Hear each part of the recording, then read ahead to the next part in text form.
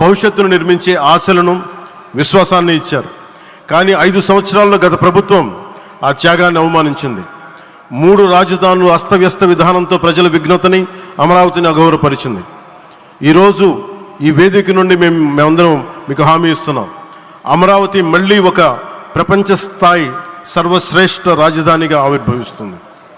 అమరావతి ఒక architectural zone, ఒక concrete జంగిల్గా మిగిలిపోకుండా జవాబుదారీతనం, న్యాయం, ప్రజాస్వామ్యానికి ప్రతీకగా నిలవాలని ఆకాంక్షిస్తున్నాను. కేంద్రంలో రాష్ట్రంలో స్థిరమైన ఎన్డీఏ ప్రభుత్వం ఏర్పడిన కారణంగా అభివృద్ధి కార్యక్రమాలు వేగంగా సాగుతున్నాయి.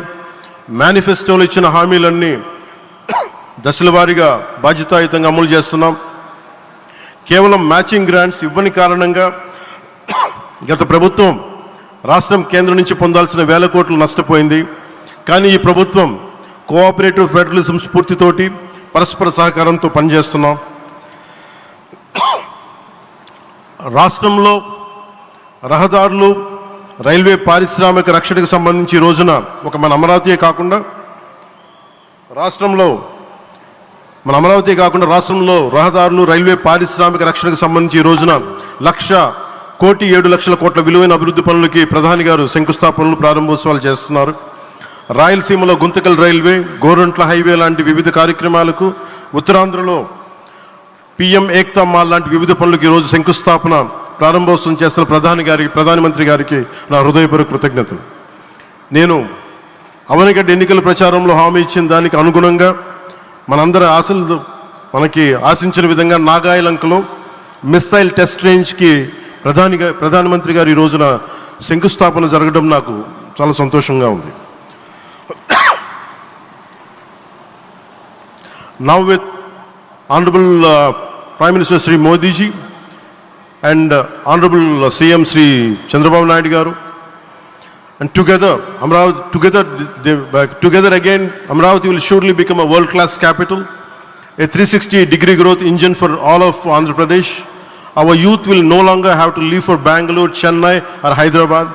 Soon Andhra Pradesh will create jobs for our people and attract talent from across the nation and the world.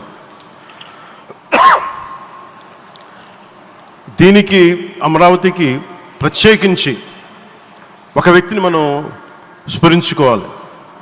రాళ్లల్లో, రప్పల్లో ఒక మహానగరాన్ని చూసిన వ్యక్తి, ఒక 20 సంవత్సరాలు ముందుకెళ్ళి చూసిన వ్యక్తి. అలాంటి నాయకులు మనందరం కోరుకున్నట్టుగా ఆయన వెనంటే ఆయన ఉండాలి, ముఖ్యమంత్రిగా ఉండాలి అని మేము ఆశించిన విధంగా ఆయన ముఖ్యమంత్రి అయ్యారు. ఆయన సైబరాబాద్ అనే సిటీని ఎలా నిర్మించారో, ఎంత అద్భుతంగా రూపకల్పన చేశారో, అమరావతి అనే ఈ క్యాపిటల్ని కూడా ఆయన అపారమైన అనుభవంతో, ఆయన దక్షతతోటి, ఆయన గవర్నెన్స్ కేపబిలిటీ తోటి, అడ్మినిస్ట్రేటివ్ కెపాసిటీ తోటి ఇది అద్భుతమైన మహానగరంగా తీర్చిదిద్దుతుంది. ఇది ఆంధ్రప్రదేశ్కే కాదు భారతదేశానికి తలమానికంగా అవుతుందని మనస్ఫూర్తిగా నేను ఆశిస్తున్నాను.